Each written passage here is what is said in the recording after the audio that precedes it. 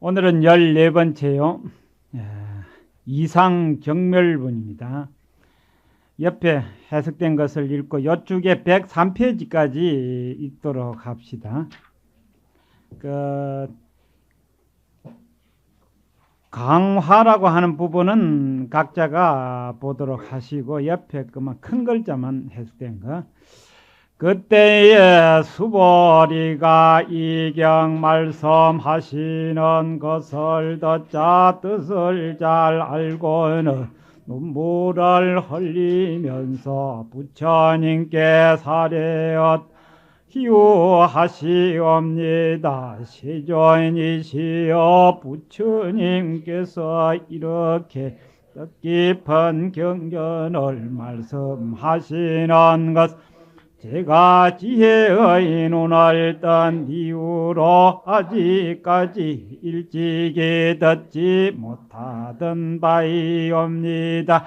세존이시여 만일 어떤 사람이 이 경을 듣고 마음이 깨끗해지면 실상을 깨달으 이 사람은 제일 희유한 공덕을 성취한 사람이옵니다. 세존이시여 이 실상은 문호열애께서 실상이라 말씀하시나이다나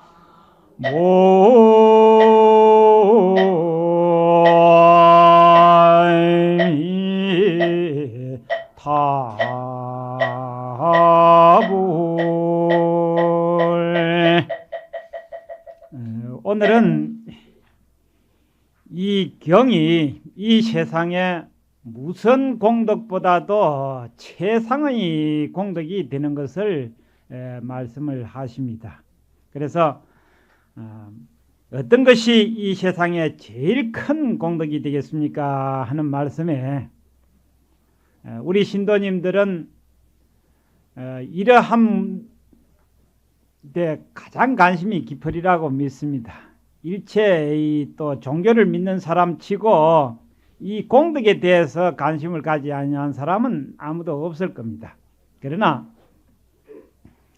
정작 어떤 것이 진정한 공덕이 되는가를 꼭 바로 아셔야지 그저 내 생각에 들었던 대로 이런 것이 공덕이 아니겠나 하는 생각은 어디까지나 자기 생각일 뿐이지 그것이 결코 진실한 공덕하고는 사실 멉니다. 거듭거듭 말씀드리지만은 이 금강경은 우리 조계종의 이 필수 과목입니다. 그리고 불자라면은 반드시 이 항상 수지 독송해야 할 경이고요.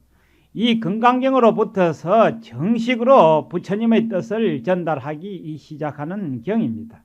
그러니까 이 이전의 말씀들이 이 금강경하고 같지 않는다면은 그것은 무조건 방편에 불과한 것이지 실제법이 아닙니다. 오늘 금방 끝에 실상이라고 하신 말씀은 이를테면은 내 몸이 실상일 것 같으면은 보통은 그림자에 불과한 겁니다. 그림자를 보고서 그것을 실상이라고 여긴다면은 참으로 어리석은 사람일 뿐이지 아무것도 아닙니다. 그러니까 여기에서 말한 실상이라고 하는 것은 진실한 것을 말한 것이다. 이 진실이야말로 사실이지 그 위의 것은 아니다.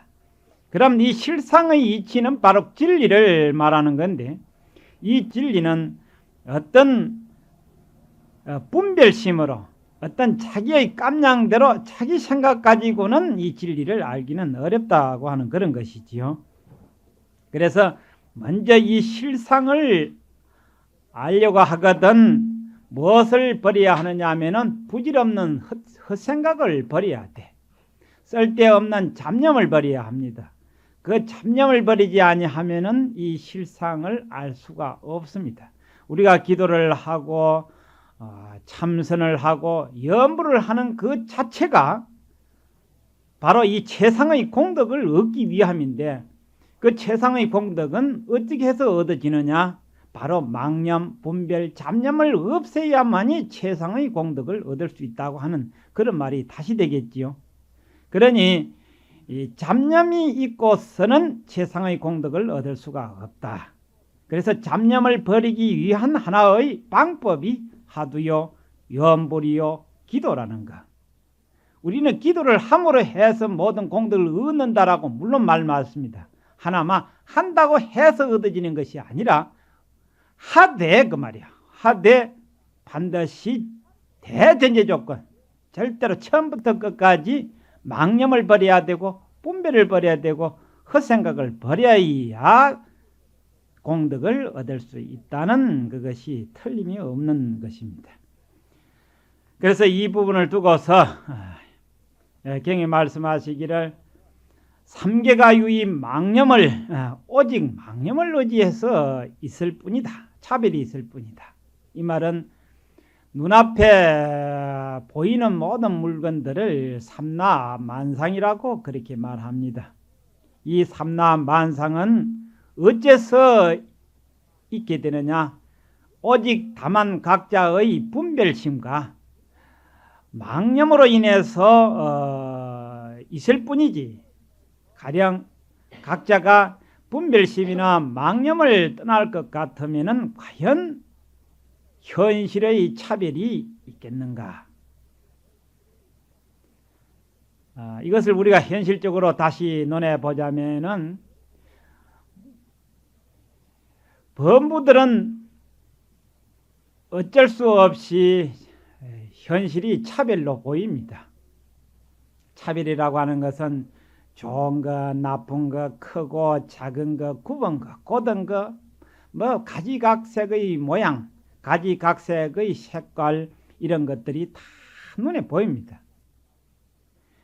이것을 자기가 보인다고 해서, 내가 본다고 해서, 그러니까 자기 주관이 되겠죠. 내가 본다고 해서 사실을 인정을 합니다. 그런 것이 있다라고 인정을 해요. 그래서 있다라고 인정을 할 때에 취사 선택이 일어납니다. 자기 마음에서 좋은 것은 취하고 자기 마음에 맞지 않으면 버려버려요. 그래서 이것을 객관적으로 가서 다시 논해본다면은 산천에 있는 모든 초목이라든지 모든 돌, 나무 이런 것들은 아무 생각이 없는데 괜히 사람 지가 그 말이야. 사람 지가 괜히 분별을 해가지고 버릴 거는 버리고 택할 건 택하면서 스스로가 점수를 다 매기고 또 지 스스로가 그래 했을 뿐이지 가령 산천 초목이 그러한다고 자기를 좋아하고 그래 안 한다고 해서 자기 나쁘다 하는 이런 생각도 없어요. 사람 자기 스스로가 그렇게 했을 뿐이라. 이것을 우리가 현실 이제 사람끼리 살아가는 가운데 한번 적용을 한번 해봅시다.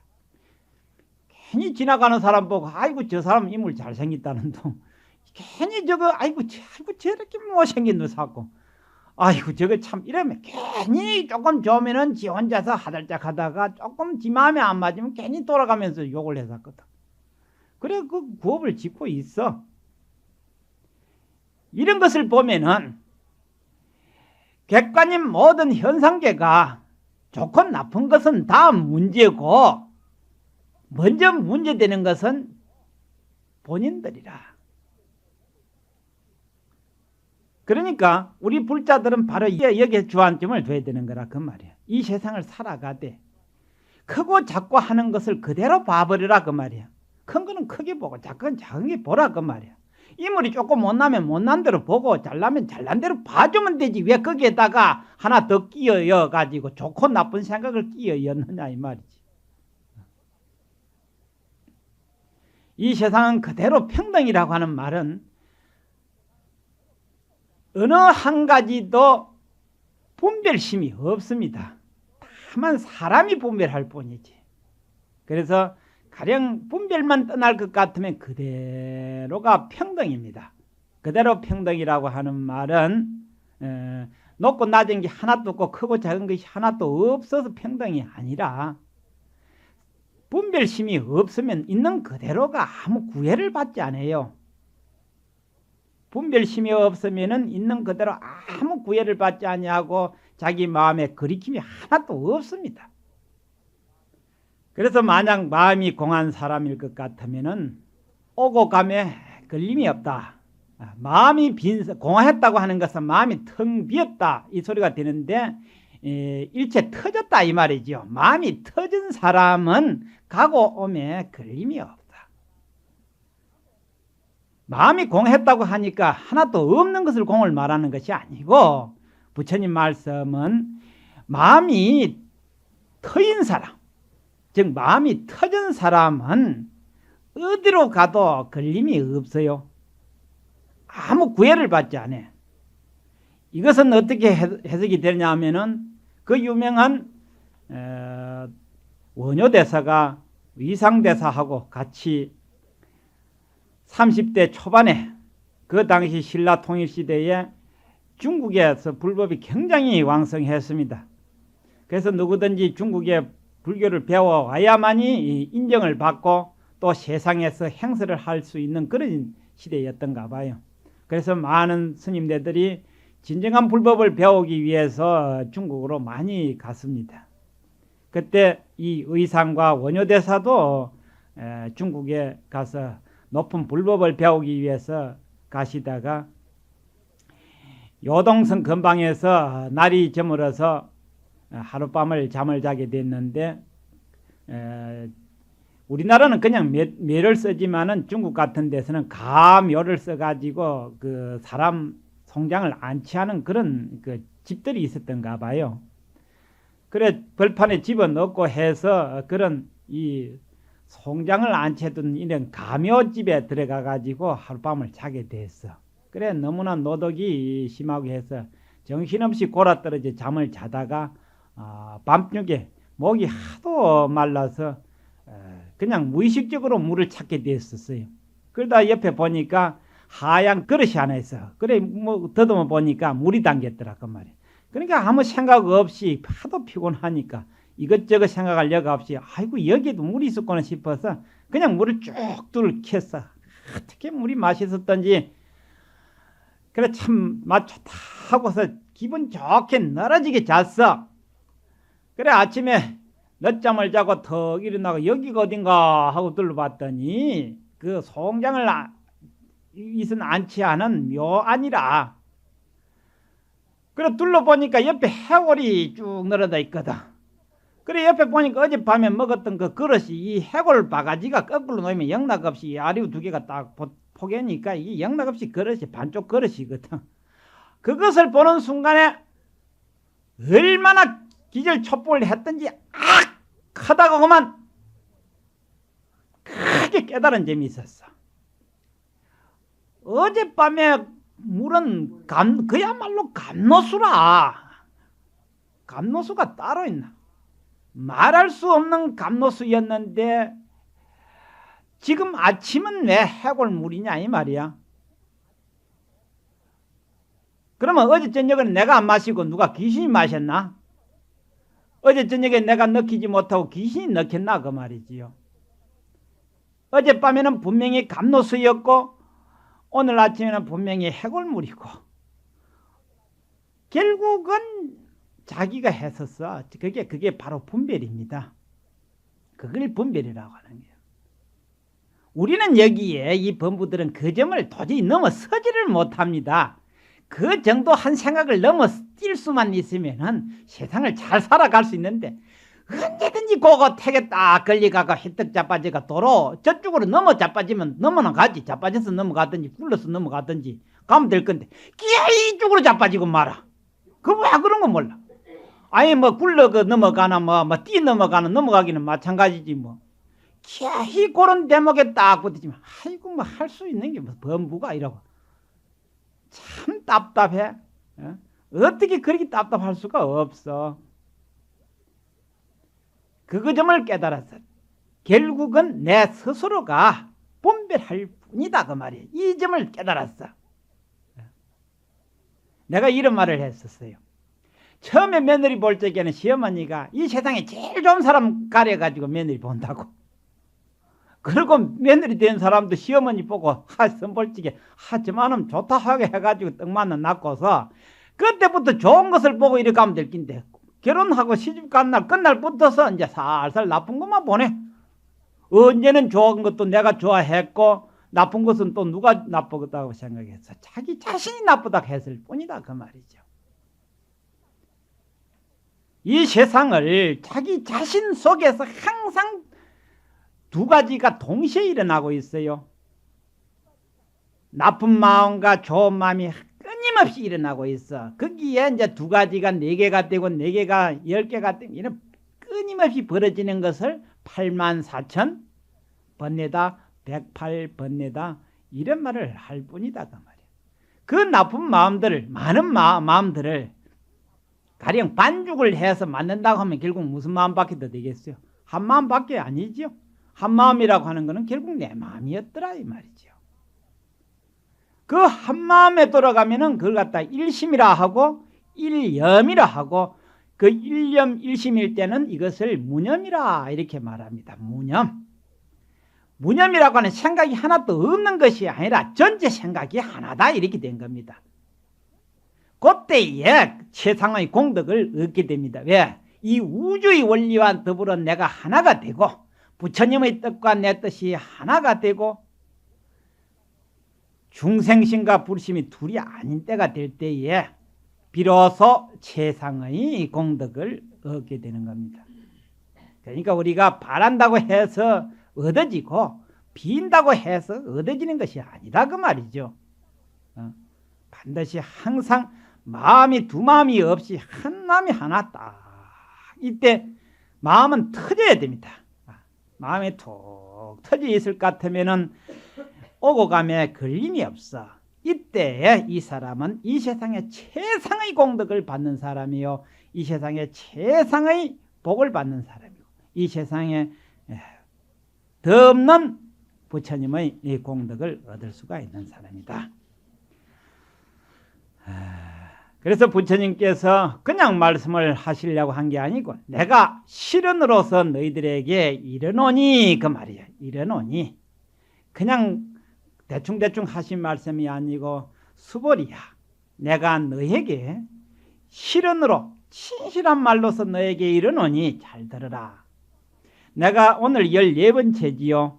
11번째부터서 쭉 그 앞에도 물론 나왔습니다만은 이 금강경에 대한 공덕은 이 세상의 최상의 공덕이 되는 것이다.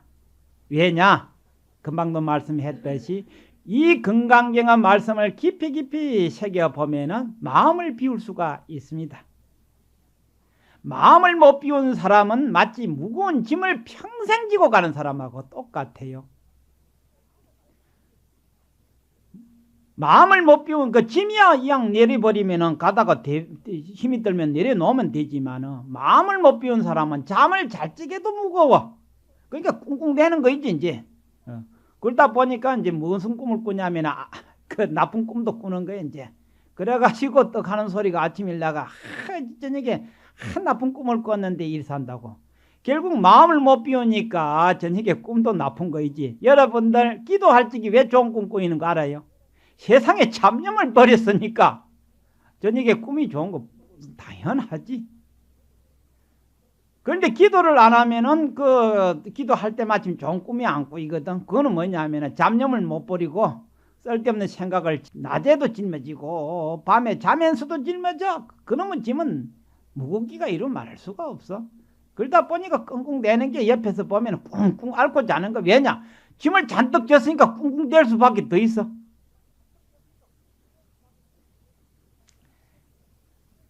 그래서 이 금강경이 좋은 이유가 그 중생의 무거운 짐을 내려놓을 수 있도록 만들고 중생의 분별심을 내려놓을 수 있도록 하고 모든 잘못된 생각을 버릴 수 있도록 하기 때문에 이 금강경의 공덕이 이 세상의 최상의 공덕이 된다라고 그렇게 말할 수밖에 없습니다.